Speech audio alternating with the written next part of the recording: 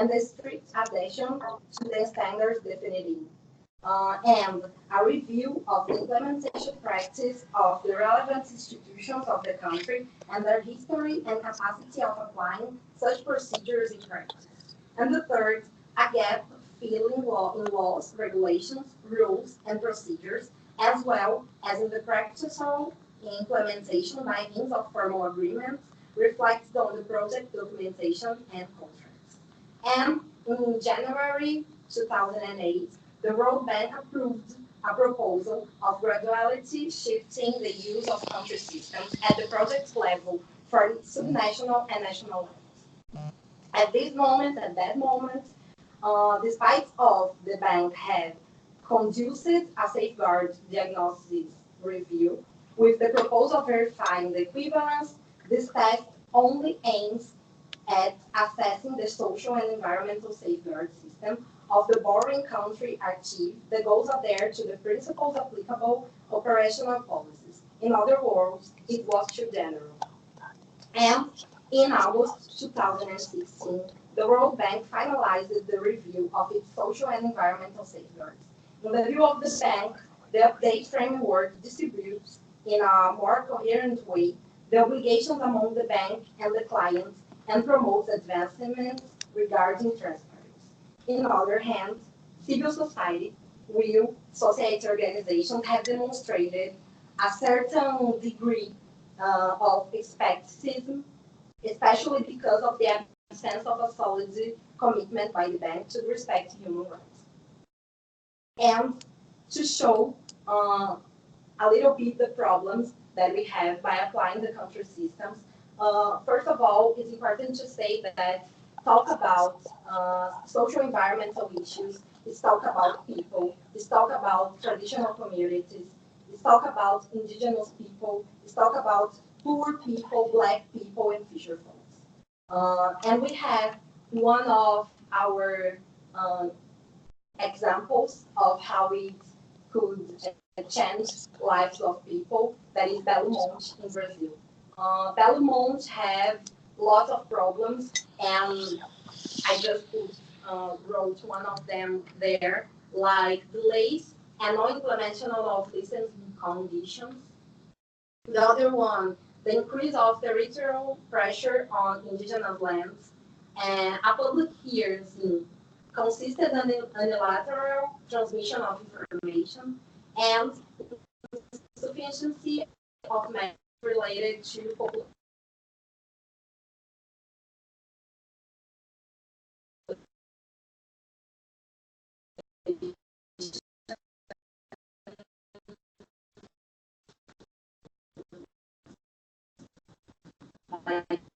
Health, sanitation, and public security people's died. And so it's a problem, public security problem we have in Brazil, and we have because Altamira has changed too much because of Belo Monte. And another one is Parque Chiquinez in Bolivia, a place that BNDES loan, and we had, the problem was a lack of consultation, one of the problems, a lack of consultation, environmental impact assessments, and evidence of human rights violations related to the protest against highway in August 2011. And this photo is about this protest. So,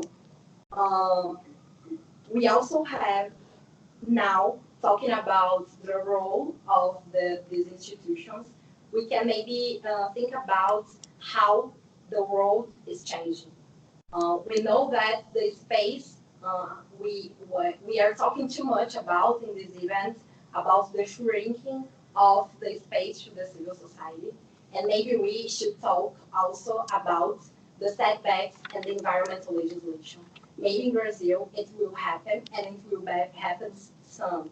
We have in Brazil a law called environmental license, and we have all the infrastructure constructions need to be this environmental license. And there is draft bill that is trying to change our environmental lessons. One of the hypotheses of change is exclude the responsibility of the banks in the environmental damage. An important tool in the pressure for the regularity and the supply chain. So I have some questions, and we can think together about these questions. That is, first of all, how will the World Bank deal with the legislative changes? Most of them towards in applying the country systems and the safeguards of the bank. The other one is how the World Bank will deal with violations that do not concern about the law, but about how the law is used in the practice. So we have lots of problems in Brazil, and not all these problems is about the law. It's not possible that the banks, these institutions, can only observe the law to know if the safeguards are or not applying. We have to know, and we have to observe how this law is being applied in the practice. So, and the other one is how the World Bank will be committed not only with the environmental issues, but even with the human rights protection. We cannot forget that talking about talking about social environmental issues is talking about people. It's talking about people that have their lives changed with all of these changes in their spaces. So it's very important to us to think how these institutions can be committed with the human rights protection. Thank you very much. Thank you very much, Paula. So we heard again about another visual cycle. So this time is a visual cycles related to rights. So this predatory development model requires change in the legal framework, and this change in the legal framework is driving directly a strong negative impact into people's rights. So another cycle, visual cycle at this time on the legal framework, and more some food for thought for Valerie to react in the end. Now we are moving to I think another provocative presentation. So Brent Milken is Amazon Program Director for international rivers, and we'll present. We will land a little bit more, and Brent is going to share a little bit of perspective from communities affected by this social environmental dynamics in the Amazon. So thanks, Brent, and you have the floor. Thanks, Marco. So yeah, complementing the previous presentations, I want to talk a little bit about the World Bank's involvement in the Amazon, the Brazilian Amazon especially, in terms of strategies related to large-scale infrastructure and deforestation, with some examples of personal involvement, taking advantage of the fact I'm the oldest one on this panel for sure. But talk especially about some of what's gone on in the Western Amazon, in the state of Rondônia. Talk about an interesting initiative called the Pilot Program to Protect the Tropical Forests of Brazil. Looking at some of the recent trends in the last years, which some people have already talked about a little bit, and then looking ahead at some of the challenges. So first of all, talk a little bit about what became a very well-known project, especially in NGO campaigns, about the problems with the World Bank social and environmental policies. It became one of the well-known case studies in the 1980s. Polo on the West was a project that was about paving a 1,500 kilometer highway between Cuiabá and Porto Velho in the Western Amazon, linking these two capitals of Mato Grosso and Rondônia. This is a highway that was opened originally in the 1960s and then the 1970s, in the context of geopolitics of national integration, resource frontiers. In the 1970s, a big focus of settlement projects, this sort of concept of integrar para não entregar, integration, national integration. also related to, at the time, of growing inequalities in the rural sector and landlessness, and it was seen as an escape valve. Also part of the project of a military government at the time when Rondônia was becoming a state, and so sort of consolidating power and legitimacy. It was a time when the governor of Rondônia was a military appointee, actually, by the government. There were a lot of controversy in the part of the World Bank whether it should get involved. What ended up prevailing was better with the bank than without the bank in terms of the social and the environmental risks. And the idea was to put together with the paving of this highway, sort of a package of regional integrated development that would include support for consolidating existing settlements, protected areas, support for indigenous territories, and also some new settlement projects that would promote especially perennial crops as seen as a better land use. So there were various loans totaling around 500 million for that project. So a lot of the rest of the story is pretty well known, but basically what happened was the road construction component moved very quickly with increased migration, increasing deforestation, land conflicts, illegal logging, cattle pasture becoming a predominant land use as opposed to the idea of perennial crops, growing land concentration within the settlement areas, and a very slow progress in terms of protected areas, the indigenous component, and the conservation units. So there were obviously larger causes that went beyond the state related to things like landlessness and migration, and land markets, global markets for commodities. But there were certainly a lot of contradictory policies related to road construction in these very isolated areas by the government, land policy, including land tenure policy, where forest clearing was considered an improvement to land for purposes of land titling, and the use of the project by local elites, basically as a political trampoline for their own careers, especially at a time when all these new positions were being created in the legislative and the executive branch. As I said, it became a case study together with the Armada, Three Gorges, other projects in the 1980s that led to some of the social and environmental policy reforms in the late 80s. Around that time, the World Bank president admitted that the bank had underestimated the risks on the frontier and that the bank should learn from this project. So what followed that was a project called Foro, and this started in the 1990s, and it was basically the idea of promoting land use zoning, concentrating the settlement areas in areas that were already occupied and looking at alternative uses in other areas, including incorporating ideas like extractive reserves and other ideas of protecting forests. And it was based on this model of land use zoning, zoneamento ecológico, socioeconômico ecológico, and which had a map, and this was the first version of it. These brown areas would be more of the concentration of existing settlements, and these would be trying to protect other areas and having alternative uses, including recognition of indigenous territories and other areas. Basically, it didn't exactly work out as planned in terms of problems with the dynamics of frontier expansion. And a lot of that was related to the fact that the land use zoning was not even respected by government agencies themselves. And INCRA was a good example of that in terms of areas that were expropriated, where settlements were created, and land titling. And a lot of it was related to, for example, corruption and expropriation of old city guys, large land holdings, land titling in terms of political favors, and so on and so forth. The power of the timber industry. Just sort of in short, a lot of the same dynamics that had happened before, that supposedly there had been lessons learned, but one saw a repetition of the same sort of mistakes.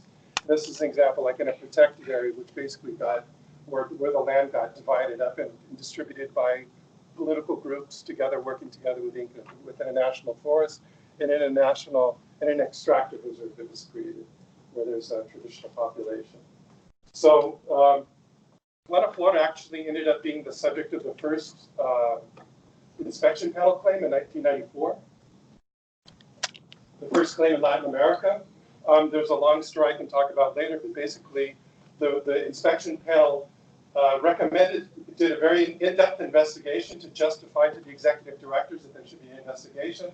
The executive directors refused to have that investigation, basically related to internal politics within the board, and it didn't happen. Instead, it promoted an action plan, which was sort of schizophrenic because how do you have an action plan to address problems whose existence you have denied?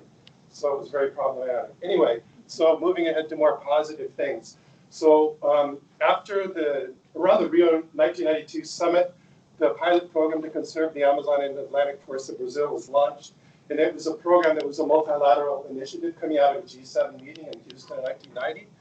And where the World Bank had an important role in terms of coordinating with various donors, with federal governments, state governments, working a lot with social movements and NGOs, with the scientific community.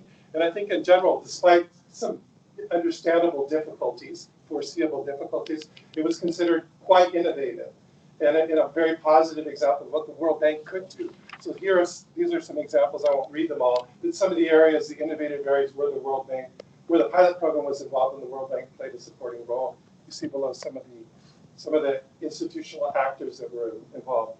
The pilot program ended up having an important influence on policy, actually. And the most important, I would say, would be this plan that was initiated in 2004. This was when Marina Silva was Minister of the Environment, the first term of Lula as president, and where there was a very interesting role, including with the president's office having an important role in coordinating with other areas of government. It had these 4 different sort of general components related to land tenure, including fighting land grabbing and illegal land occupations, monitoring and control, including licensing activities, support for sustainable productive areas, both better use of already cleared areas and also sustainable forest management, including non-timber forest products. And it had a component of sustainable infrastructure, really trying to look seriously at infrastructure projects as a vector of deforestation. So this initiative, and the pilot program also had the influence on some other things that were going on at the time, led by the Ministry of the Environment. An initiative was made to really sort of rethink development in the Amazon. It was called Plano Amazônia Sustentável, and a pilot of that was the BR-163 highway. It was called Plano BR-163 Sustentável. Unfortunately, there was sort of a major turnaround in terms of policy in 2007 with the launching of this plan for accelerating growth, and it was sort of discarding all those innovative things and going back to this list of mega projects, or that classic sort of approach. And it was really related to political realignment within the government in terms of negotiations that were made, in terms of controlling different aspects of government. For example, one of the most powerful and most corrupt political parties was controlling the Ministry of Mines and Energy. So part of that was promoting large-scale hydroelectric dams such as Belo Monte and others, Geral, São Antônio da Madeira River, and so on. It was part of the sort of larger strategy of IRSA, of these development corridors, which was including for exporting agribusiness commodities and mining commodities. The hydroelectric dam component of it was really a repeat of some of the classic things that we've seen before in projects like Tucuruí in the 1970s and the 1980s of Brazil. Here are some of the examples of typically what one sees and saw in the sort of projects that were promoted through the PAC, including issues related to violations of human rights. One of the things that's happened is basically these projects have been hugely conflicted. And one of the problems is that the way that social movements have been treated, typically criminalized. So what has the World Bank been doing during all this recent time? In terms of the country partnership strategy, a lot of focus on fiscal austerity, PPPs, which have been very problematic. There was a session about that we was discussing yesterday. Country systems. One of the things the World Bank got involved in was, instead of project finance, development policy loans.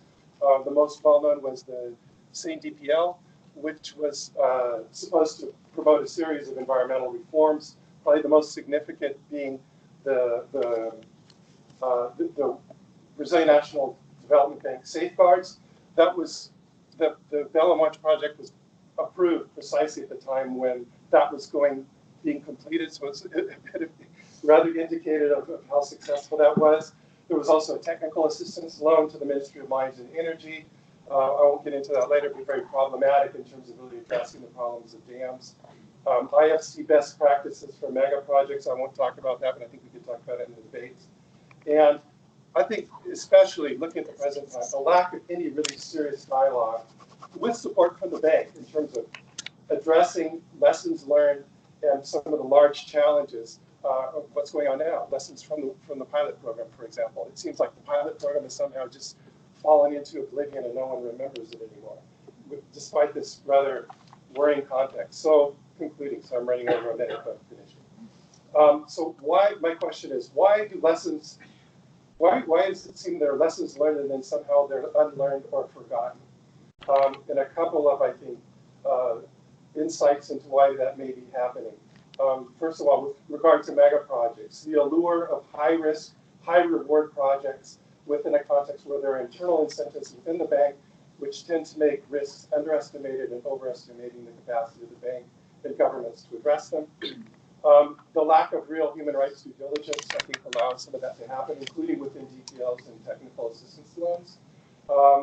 I would say that the World Bank has been more effective when there's been a positive political institutional context and less so at other moments. So the question is, well, how does the bank deal with these adverse situations?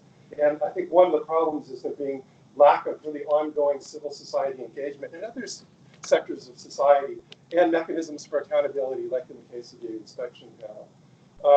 Just a couple things of concern: the risks of repeating past mistakes during this current situation of climate finance, sustainable development goals, a lot of discussion about green infrastructure, even with these new mechanisms. And so how do we make sure that the same mistakes aren't repeated, or that the World Bank just sort of withdraws and becomes irrelevant in the current context?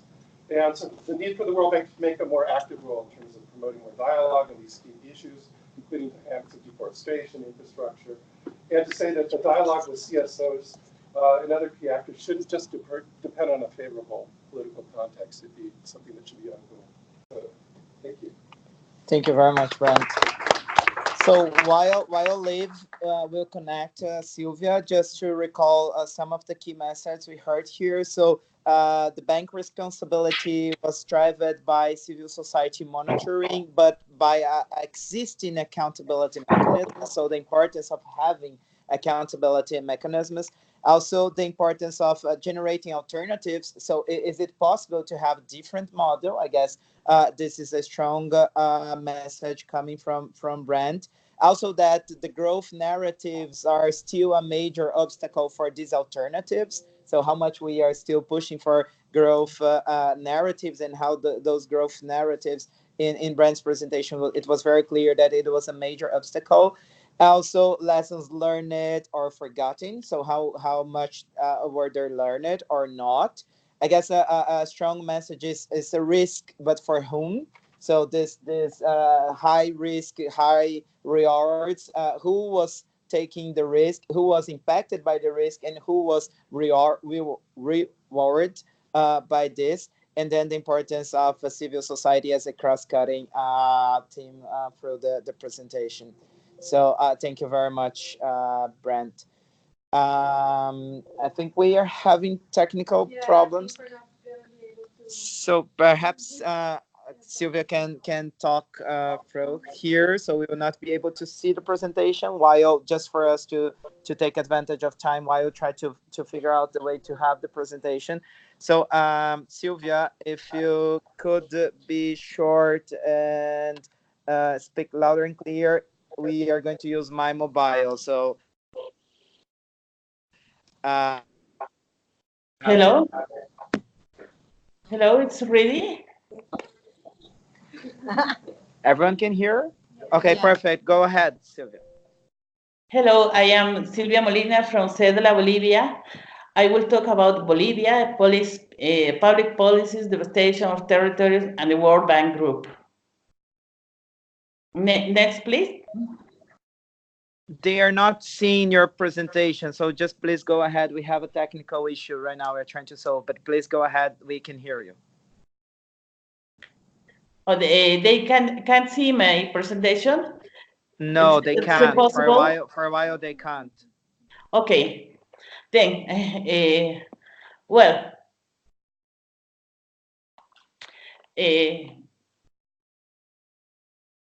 I said I will talk about public policies, devastation of territories in Bolivia, and what the World Bank do at Bolivia.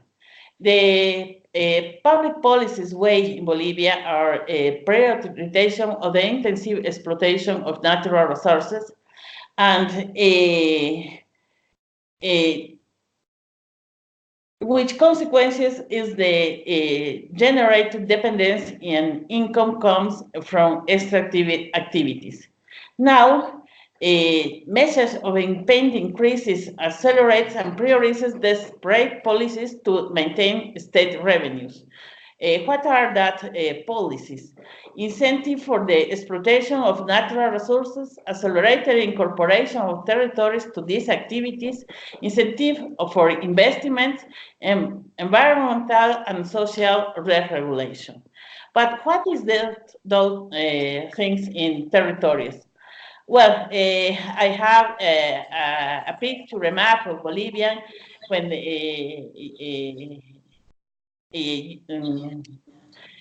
there is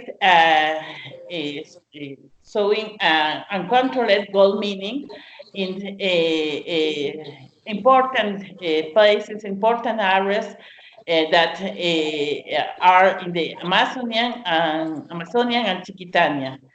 Then growth of the oil frontier from the Amazonian forest. And the most important activity in this year, agribusiness expansion from Amazonian, Chiquitania, and other places in Bolivia. There it's for next years, Bolivian plans are to build hydroelectric plants in tropical forests. Then that are Bolivian policies, and the result this year is a big area, a barren surface, especially in Santa Cruz Department and Beni and La Paz. I talk about Amazonian areas, Chaco and Pantanal areas. There are the most annual area burned in Bolivia in this time. But what World Bank Group and do in this in Bolivia? World Bank Group knows that Bolivia has institutional problems and the regulation of on environmental activities, and there are corruption problems. But the most important activities, projects of the World Bank Group in Bolivia are infrastructure, roads and infrastructure. Then there are three projects that are more important because most important because those projects are in these burned areas. First, Santa Cruz Puerto Suárez corridor. It was a project where are different actors, not only World Bank Group, but the studies of this important project said in the past that the risk of deforestation is very big in the Chaco and Pantanal places. But this year, only 2 weeks ago, with in a World Bank project, labors of construction a road, San Jose de Chiquito, San Ignacio Velasco Road, in the Chiquitania area, begins. And it is one of the most important projects for the agricultural activities. And the next project where the World Bank is the San Buenaventura Xiamas, near of the Madiri Park. Then some questions about what the World Bank is going to do is we know to know what attitude will the World Bank Group adopt about the devastation of territories in Bolivia, because the World Bank Group is in this project. And other will the World Bank Group come in terms of climate change and global warming will impulse the restoration of burning territories. I talk about Chiquitanos, the dry forest, and Amazonia. And will the Global Bank Group projects in this region will adopt preventive and more careful safeguard.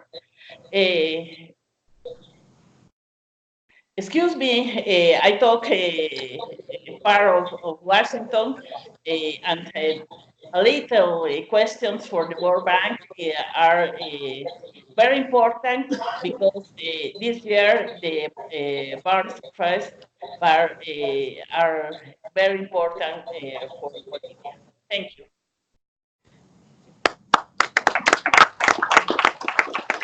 So thank you very much, Sylvia. So I think some of the key messages we heard from Sylvia is that public policies can be at the same time a threat or a solution. So I think this is a important message from this presentation, like how public policies are shaping the scenario for threatening even more the Amazon, or to helping Amazon people to figure out their own way to developing. I guess the second key message is the relation between World Bank, and this is again, Levi has mentioned that, Brent has mentioned, and Paula as well, the relation between World Bank infrastructure investments and who is benefiting from this infrastructure investment. So again, in the Bolivian case, agribusiness sector seems to be the biggest beneficiary of this process. And I guess a new element, Paula has already mentioned about this, it is the safeguards element. So the importance of safeguards to really make sure that at least the investments are doing no harm, but knowing and recognizing that investments should do more than just do no harm. So thank you very much, Valerie, for taking the challenge to react to some of this questions. So you have the floor. Thank you so much, Marcus, and really a big thank you to everyone, especially you, Sylvia, for calling in. And I apologize, we had some IT issues. Unfortunately, we couldn't fix it, but thankfully we were able to hear you all. But what was wonderful about listening to you all, Marcus, you said these were provocative talks. To be honest, I could have given any one of these talks, because everything you said is exactly right. And it's what we absolutely agree with. Development is hard. We've made mistakes. We've learned from our mistakes. Sometimes we forget, but we're still making new mistakes. And I think it's important that we start the conversation by admitting that. But we also have to admit, and I really do want to thank you, not just you as individuals, but civil society. When we talk about the Amazon, we talk about a global public good. The world seems to want to own the Amazon, and it's true, it's a collective global responsibility. But at the end of the day, the Amazon also belongs to the people who live there. And it's incredibly important we hear those voices, and that the voices of the people in the Amazon and the Amazon countries get to have the biggest platform and the loudest voice. And so I'm grateful for you all to bring that voice here to the table, and I'm grateful for the fact that you're allowing us to be part of this, and for reminding us that the Amazon isn't about trees, it's about the people who live there as well. And I think this is incredibly important. And it's why, as the bank, we do not believe, and we are fighting stridently against any attempt to shrink the space for civil society, whether it's in the Amazon or anywhere else. In fact, that's why in our new environmental and social framework, we have an entire policy dedicated to stakeholder engagement. It's our way of ensuring that no matter what we're doing, we hear from all the voices. That includes all of civil society, includes all of the local voices. Doesn't mean we always agree with what we hear, but we have to hear it. We're a better institution because we opened ourselves up to civil society years ago. And we will never close down that ability to have that constructive dialogue. So I really do want to say thank you for that. So I want to give you a sense of the context in which the bank thinks about the Amazon as I start to answer some of these questions that were posed. For us, there's a paradox of poverty in the Amazon. You have one of the world's richest natural resources and some of the world's poorest people. And that's not okay. We have to find a way to give these people a path out of poverty without it being at the expense, of course, with the Amazon. Because at the end of the day, the only path out of poverty for most of the people who live in the Amazon is by using their natural capital, not using it up, not paving it over, but using it in a green, clean, and resilient way, because that means not only will they get out of poverty, but that their kids will stay out of poverty. One of the biggest conversations we have at the bank, especially when we talk about middle-income countries such as the Amazon basin countries, is the issue of vulnerability. There's an awful lot of people in the past 30 years. In 1990, 1 out of 3 people on the planet were poor. Today, it's 1 out of 10. That's great success.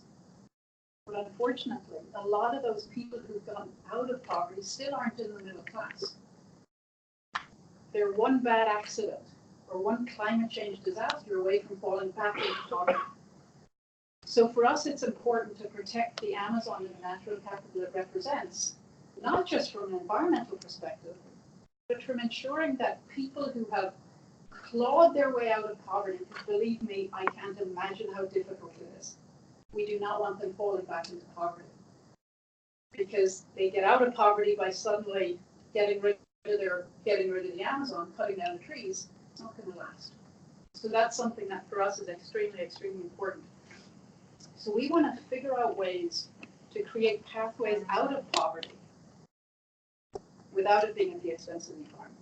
We need to be able to help countries decouple, de-link growth, and I know it can be a bad word, but it's important, growth and having a dignified job from deforestation. And we know it can work. Just look at the state of Acre. This is a state in Brazil where for the past 15 years, its GDP has gone up 80%. Its deforestation has gone down 60%. The people who have access to healthcare have gone from 15% to over 70%. This means we can do it. We can have these win-wins. They're not easy, but they are doable, and that's what we have to focus on. And the 3 things, forgive me, the 3 things that we think about, our 3 core principles, is first, as we try and find these pathways out of poverty, illegality is not the answer. So letting people set the fires because it's all that they can do, or create illegal businesses, or launder cattle into supply chains, that's not the answer. Now, nor is criminalizing poverty, and it's something we are very, very sensitive about, is that poor people who have no other choice, if they end up acting outside the law, they should not be criminalized. But big agribusiness, the big miners, big business, big banks, when they encourage that behavior, they benefit and profit from it. That's behavior we can't stand. The second principle we talk about is that we can't allow the Amazon, and it's a public asset, to be liquidated to make the rich richer. When we have conversations about trade-offs, and there are trade-offs when it comes to finding these pathways out of poverty, our focus is on ensuring the impact is that the poor are better off, and if the wealthy are better off or worse off, that's okay, they can take care of themselves. But for us, unless there is a poverty dividend, we don't want to get involved. And that becomes very, very important for us. But then the third principle is that we will not sacrifice the poor on the altar of environmental conservation. So we will never say we have to save the trees and be damn the people. That's not okay either. So those are 3 principles that we really think about and we really try and put into practice when we do our work in the Amazon and elsewhere. So there's sort of 4 places where we spend a lot of time thinking. 4 pillars when we do our work. 4 keys we think to finding these pathways out of poverty. The first, and this really does speak to the issue of governance, and this came up a lot today. It's both our internal governance when it comes to our safeguards, but also working with countries to make sure their governance is strong. And we've learned a lot that governance, including through the pilot program on country systems, that it's not good enough to have good governance on paper. That's a start. It's necessary. We need to have laws and regulations. But if we don't have credible institutions who can implement them, we're all wasting our time. And that's as true for us at the bank as it is for the countries who are our shareholders. While our safeguards for a long time were very, very strong, sometimes our application left something to be desired. So in the past several years, as we've transitioned to the environmental and social framework, we didn't just focus on what does our new 10 policies say. They're very important policies. But it wasn't just about what do they say. It was about how do we implement them, and making sure we had the resources, the staff, the time, the money to make sure they were implemented on the ground. These paper tigers are of no good to us. So governance matters on the ground, not just in theory. See, I apologize for sniffing. I have an ear issue, which makes it difficult. The second big area that we work on is infrastructure. And obviously, everybody gets nervous when we talk about infrastructure because we know infrastructure traditionally has been this large vector of deforestation. We've all read the papers. We know that roads don't just bring that linear deforestation. You look at the surrounding area. Sylvia spoke very eloquently about several of the roads in Bolivia and some of the risks and the threats that roads bring with them. So we spend a lot of time through our safeguards, but not just our safeguards, thinking about how do we make grey infrastructure more resilient. And we do part of that by thinking, when we think about infrastructure, not just about grey infrastructure, not just about concrete, but about green infrastructure and digital infrastructure. Because green infrastructure matters, figuring out that you don't always need concrete, that you don't always need to think about linear transport roads, that deforestation doesn't have to happen when you bring a road. There's been lots of good practice out there. So one of our jobs is to bring those ideas from green infrastructure into where we have traditionally just relied on grey infrastructure. And of course, digital infrastructure matters because if we don't know what's going on, if you as civil society or countries don't know what's going on, bad things happen. And so we want to be able to shine a light on the bad things that are happening. So digital infrastructure matters. The third thing we do spend a lot of time thinking about when we think about pathways out of poverty is how do we create markets and how do we create access to markets. And when we're talking about markets, we mean green, clean, and resilient markets.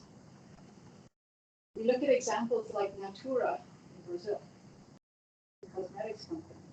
We look at what has happened with the acai berry, Brazil nuts in Bolivia. There are ways to create markets that do provide pathways for win-win solutions, and that do provide pathways for public-private community partnerships, where it's not just the big players making money, the communities are involved.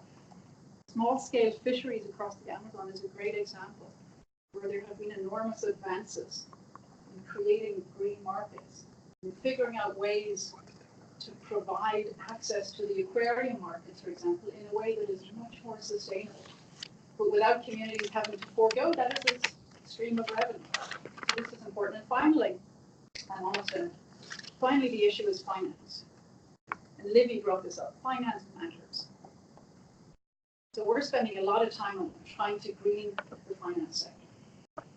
And we do this in lots of ways, and I could talk about this for a long time. The first way we do it is really trying to get central banks everywhere to take environmental and climate risk into account. Right now, most central banks, when they regulate all the other banks, they have stress tests, and they think about, but it has to do with liquidity risk, it has to do with foreign currency exchange risk. We're working with central banks to have them include climate and environmental risk. In fact, in Brazil, it's one of the only countries in the world that includes environmental risk as part of its regular stress tests. And they've been doing this for the last couple of years. This is really important. There's a network of greening the financing sector where there are 42 central banks globally who are sitting together with us and some other key multilaterals to sit down and figure out how we're going to do this better. We're working with banks to make sure their asset allocation takes environmental, social, and governance issues into account. So how they make their investment decisions. The Japanese pension fund, the largest pension fund in the world, has $1.5 trillion in assets, takes environment into account when it makes its investment decisions. So my time is up, but it gives you a sense that we really are looking at how do we not just make sure our money is as green as it can be, but that other money that's out there in the world, because we're a small player, that the other money out there in the world is also greening and making sure that it's helping create pathways out of poverty that do not come at the expense of the forest. Thank you. Thank you. Thank you very much, Valerie, for reflecting and reacting to that. I guess the most important message is that we should get all these good ideas and initiatives out of paper. So governance, infrastructure, markets, finance. I think what we heard from the colleagues is that there is a urgency to get all this idea out of paper and bring this into reality. It's urgent for the people living in the Amazon and benefiting from it indirectly. So without further ado, I would like to open the floor for questions. So just please introduce yourself and be brief for us to have the time to get the most questions as possible and for the panelists to react to that. So we have a mic here and a floating one here. So who wants to raise a question, please can reach the mic. Don't be shy. Hi, I'm Julia from Global Attitude, and I wanted to know, even though it may be a controversial path to monetize issues such as environmental issues, it wouldn't be a viable alternative to incorporate environmental conditionalities for lendings of the World Bank among the fiscal and monetary conditionalities. Thank you. My name is Yara Pietrikowski. I'm from UNESCO, Brazil. My question is, I was very touched by Brent's speech because we've been together for so long, Sandra here and many others. We've been walking for this path since the 90s, 80s, one after. The thing is that what I just wanted to highlight and to listen a little bit more from the World Bank, why all these lessons that we have already highlighted here and we've been trying to debate with the World Bank or IMF and all the international multilateral institutions, I would say, because it's the easiest way to establish a dialogue. Why these experiences that are so important and so deep in terms of real life, how it can impact in the people and the situation, how we can work and be much more proactive toward the respect of human rights, because we have a standard of human rights and the corporations are not respecting human rights. They violate every time everything that we are demanding on human rights framework. And the World Bank, because it's a multilateral organization, is in between.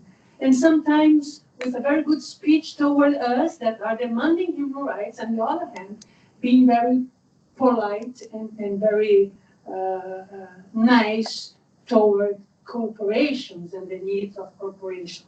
How? Who is the vector of this debate in which multilateral institutions will play the role for the people and not for the corporations or will play the role for states, strong states, to regulate and to make the balance for the respect of human rights and the right of everybody within the society to be and to find its own way. This is one question because I think it seems to be naive, but it's not. It's a big question. And the second is, why World Bank, IFIs, corporations just don't leave people living their own lives, their own way of living?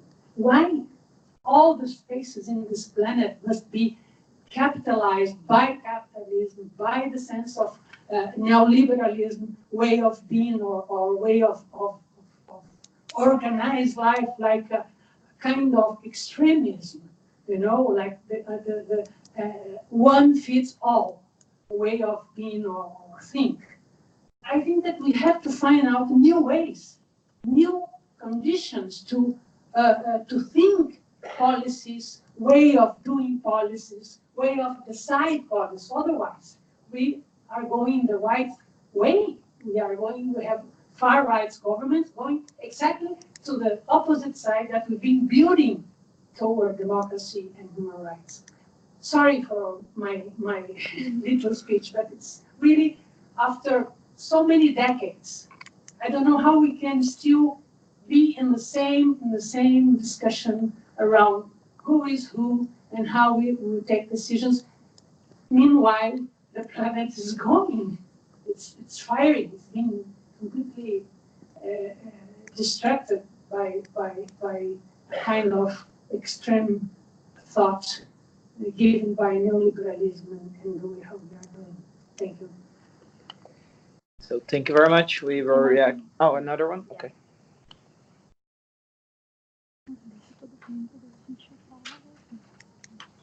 Hello, my name is Johanna. I'm from Guatemala, and I'm here today with Sustain US as a delegate. And I follow on your point that we need to be more inclusive of those ideas of ways of living, and we need to hear the voices of Indigenous people because they've been doing it for centuries, and we can't come and say we're going to create new jobs and we're displacing them. But my question to you today is the World Bank Group announced all financing of upstream oil and gas after 2019. Of this amount, at least 512 million is invested in 12 upstream oil and gas operations. In order for the World Bank pledge to be meaningful and for its portfolio to be in alignment with the 2°C goal of the Paris Agreement, the World Bank must divest 512 million equity in upstream oil and gas operations. So we've been asking this question as a delegation in all of these sessions, and we have yet to get an answer. My question to you as a World Bank representative today is how are you all going to do that, and how are you going to allow space for the youth to be at the table? Thank you very much. Any other question? Okay, go ahead. Hi everyone, thank you for your presentations. I am Carolina from the Bank Information Center. We did an assessment of the World Bank Forest Action Plan with the main question of if the World Bank was mainstreaming forest into other sectors. And our assessment revealed that the bank has increased investments by almost 16% relative to the previous 4 years. However, it was failing to reduce impacts on forests and forest people of projects in sectors most responsible for deforestation, such as infrastructure, energy, extractives, agriculture, etc. And in Brazil, particularly because we did a country-level analysis, we found out that the negative impact projects increased both in number and in funding. Those projects that are estimated to have indirect and direct impacts in forests, on forest people. Increased by more than 50% after the adoption of the Forest Action Plan. And they are mostly IFC projects linked to the sugarcane production, expansion of industrial development, and sustainable power generation. And there is IFC pipeline project now, recently disclosed in Brazil. It's an industrial site for palm in a heavily forested region in Brazil in Minas Gerais, category A. So I guess my question is, all this situation going on in Brazil, it shouldn't be a red flag for the World Bank to consider that as a contextual risk when you have government or incentives inside the government that are deregulating and with lack of state control, regulation, and lack of funding to conserve and protect the Amazon, and triggering incentives for uncontrolled agribusiness and illegal cattle ranching. So just to consider, like we see that our new projects in the pipeline, we have a contextual situation in Brazil that is not the best to ensure that those projects will have the impacts that are expected. Thank you. Thank you very much. So I will give the chance to every panelist to react and also to do some closing remarks already. So start with Paula.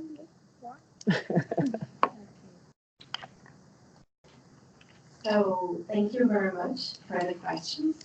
Well, I will let my friends answer the questions. I would just say that I agree with the one that said about what we can think about the way of life and about the way of life and of traditional communities. So people in Brazil are dying, and people in Brazil are dying because they are rights defenders. And people in Brazil are dying because they are trying to defend their forests, and they are trying to defend where they live. And because they want to keep living in the way they live. So they want to keep living fishing. They want to keep living like this way. So we have to give the opportunity to those people to live the way her family used to live from lots and many years. And it's important. It's important to us. It's important to another countries from Latin America. In Brazil, we have a huge history about indigenous people. They are killed in our history, and they are keeping being killed. And Black people also, so we have to take care about it. So thank you very much. Thank you very much for being here and to listen to us. And thank you, Valerie, for coming here to and listen to us. Thank you. Good afternoon. So thank you, Valerie. Now, if you want to react, thanks. Thank you. Now, 3 very quick things. The first, I'll say again what I said earlier, we've made mistakes. And we'll probably continue to make mistakes. Our only hope is that the mistakes we make are new ones, so that we do actually learn lessons. Development is hard. And I think we all have to be very careful that we don't let politics get in the way of what actually matters to us as an institution, which is poverty alleviation. The realities of poverty are terrible, regardless of whether you're a neoliberal or a conservative. And all of these ideological badges are fine, but they're meaningless if you can't put food on the table. And our job at the end of the day is to make sure the 820 million people who are going to go to bed hungry tonight don't have to go to bed hungry. Well, we are learning our lessons and we are changing. Just look at our new environmental and social framework. And this is the conditionality. Sorry, I'm not sure where that lady's sitting. That we do have on all of our loans. Have to apply, there you are, I'm sorry. Have to apply these 10 commandments, our 10 environmental and social standards. And we've added standards we've never had before. There's been a lot of talk in human rights here. Our environmental and social standard 2 talks about labor. We've never talked about labor before. And the right to unionize, the right to have a safe workplace. That matters. We've learned that matters. We have, under our environmental social standard 1, a commitment against discrimination. We've never actually written that before, that we will not allow a project to discriminate. We'll make sure that there's universal access to our projects. That if you're in a wheelchair, it doesn't mean you're not going to be able to benefit from the project. That matters. But we are learning. We're learning in terms of our work with Indigenous peoples. Paula, I couldn't agree with you more. And the lady said the same thing. People get to decide how they want to live. It's certainly not my job to tell anybody except my husband how we should live. Don't tell myself. But that's why we have now included free, prior, and informed consent for all of our projects when it comes to working with Indigenous peoples. Because they have to agree. It has to be in their best interests. And that's why we listen to them. That's why our environmental and social standard number 10, which is the first time we've ever had a stakeholder engagement policy. We want to hear from everyone, including youth. We want to hear from young people. Because most of our money is given out through loans. So from all of us, and we're all getting old, we'll all have retired. The Amazon basin countries will still be repaying some of the loans they're taking right now from the World Bank. So you know who's going to be living with the impact of those loans? The young people and the kids of today.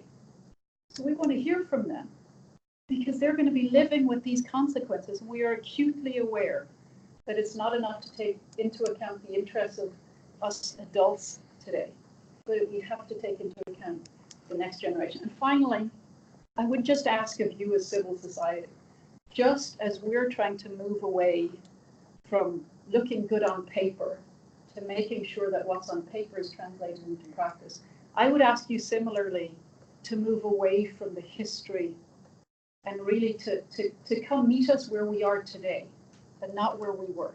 You know, the Palo Noroeste project was a great example because that was the first project ever in the history of the bank. That was, all disbursements were stopped in 1985 by the then President Conable, from the bank president, for environmental reasons. First time ever.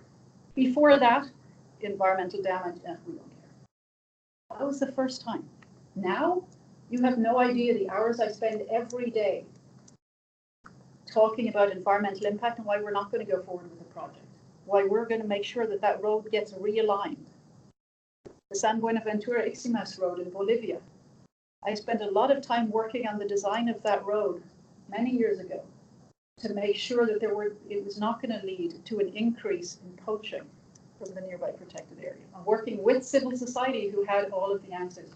So I would ask you that, again, meet us where we were. It is not the same discussion that we would have had 30 years ago. We have become better. We have moved so much closer to you. Come to where we are because we need to hear your voices. Thank you. Thank you very much. Sylvia, I don't know if you want to react to any of the questions and do your closing remarks.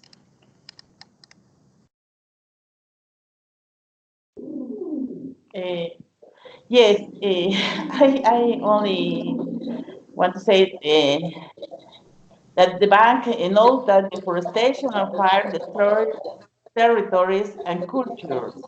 And World Bank projects are for agribusiness. We know that because the fire and the deforestation of this year and the past is for agribusiness. Then the roads are for markets, are business, but not for the people. Indigenous people are now in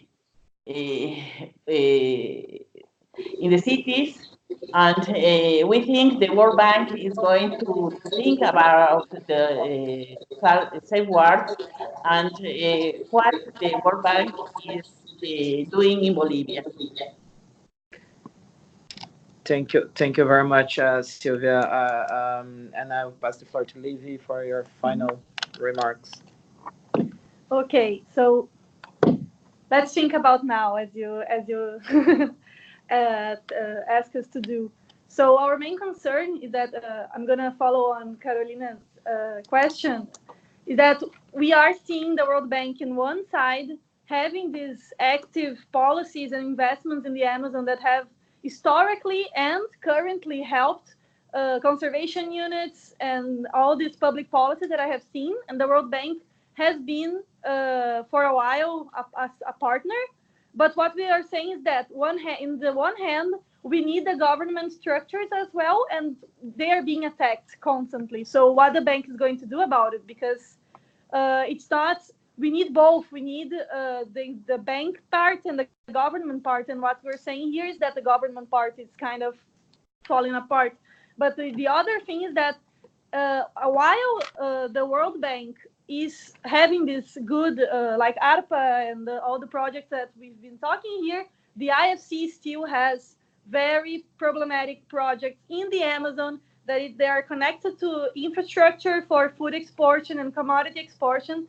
And this is important. Like the safeguards are not the same for the IFC and for the World Bank. So we cannot talk only about the environmental, social safeguards of the World Bank. We need to talk about IFC safeguards, and we need to talk about their investments and try to, in some way, reform them. So we need to see this double standard that it is inside the World Bank.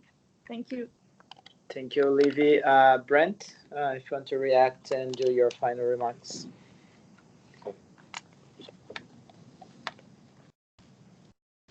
Yeah, good questions. I'm sure we could go on for another hour easily. But I think the question that Yara and other people raised, which is what is essentially, Sylvia also, what is essentially the model of infrastructure and the model of development we're talking about? Is it infrastructure for whom, for, you know, at what cost, who's benefiting from it? You know, high risk, high reward, who's this model where, you know, there are small sectors that are standing to benefit and the social and environmental impacts, and which are typically externalized, are suffered by a majority of people. There have actually been interesting times when there's been a different approach, thinking about infrastructure much more in terms of the needs of local people, in terms of health, education, but in terms of even transportation and energy. What would be like the logistics of local communities? What do they need? It's a radically different idea, but it means that you're dialoguing, that you're thinking about people's own plans. What do they want for their lives? And in that regard, I would disagree with this idea, some of the ideas about like we have to lift people out of poverty. Although sometimes people may seem like they're not making a whole lot of money, and this isn't to romanticize about anybody, but typically people have they have a strong livelihood base when they have access to resources and sort of decent living conditions in terms of health and education. And what really is causing a huge amount of poverty is when people are losing their access to their resources because of these models which are basically sweeping them away, and their territorial rights are not being respected. And people are moving into the periphery of urban areas, and that's where they're really in dire conditions. I mean, indigenous people, so many traditional people say the river is our supermarket, the forest is our supermarket. They have a very strong subsistence base, which there could be improvements in terms of people need to have some income. But if they're losing their subsistence base, they're losing their livelihoods, that's where their rights are really being violated. And including their access to resources and by projects where there's no process of free, prior, and informed consent, and where processes of consultation are extremely problematic, especially if the political decisions to do projects have already been made.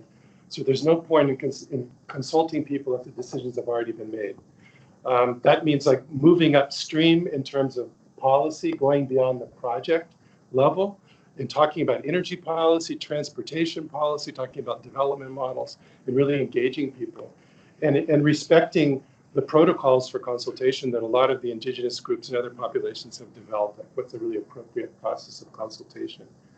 So I think those are some of the real challenges. I think another one, and this is an old issue, but it's also a new issue, going back to Paul Noroeste, but I'm still seeing it going on.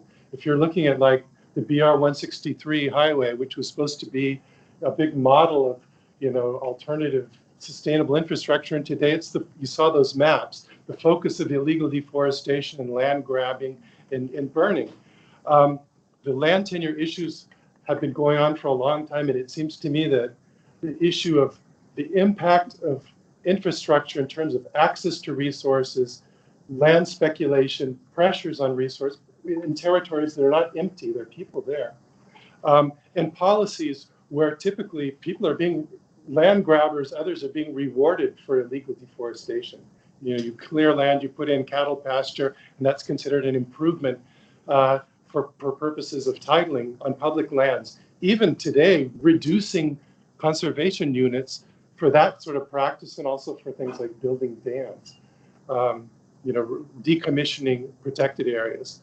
So those sorts of problems we've been seeing for a long time, and they're actually getting worse. Some of the legislation has actually gotten worse in terms of facilitating land grabbing, called grilaging in Brazil.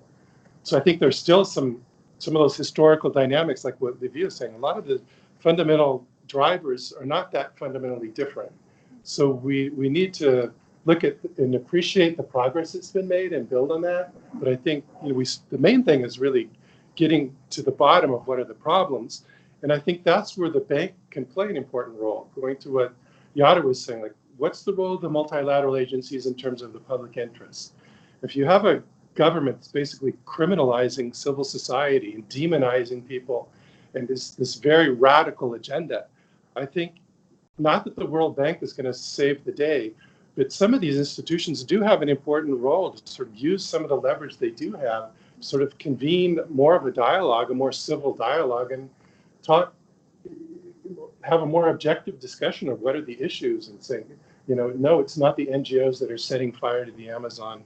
You know, maybe this isn't going to be in the interest of Brazil's, even the agribusiness sector, if we're facilitating some of these illegal practices and so on. So the last conversations we had with the World Bank in Brasilia, I got the sense they were sort of waiting for the phone to ring, and they didn't know what to do with this new government. And I think the bank could take a more proactive role. And the last thing I was saying, not just only in conducive, positive, favorable political circumstances, but even when things are difficult, try to keep those channels of dialogue open at the country level. Thank you very much, Brent. I don't dare to wrap up the session, but just to say, I think it's very clear that the Amazon is an arena for different developing models. We don't want to be attached to the past, but we do want to learn from the past to see which development model we are going to fight for. So thank you very much for joining, and I'm sorry we take 10 minutes, extra 10 minutes from you. Thank you very much.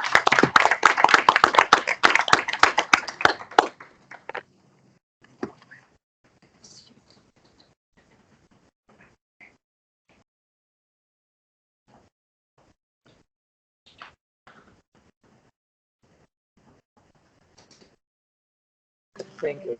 It's more clear, so it was easier. Yeah. Thank you very much, and thank you for accepting the challenge. Yeah. Consider reminding us what was promised. Told us what we're doing wrong today. We can't do anything about what happened 30 years ago. Well, I was talking about this. You're talking about But part of it was, you know, this idea of having such a strong perspective. Also, that's important. think about what have we learned. And I think some of the problems are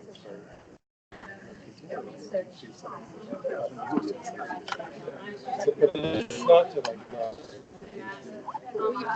I just want to say hi. See you soon. Thank you. Can we talk? Here, a couple minutes.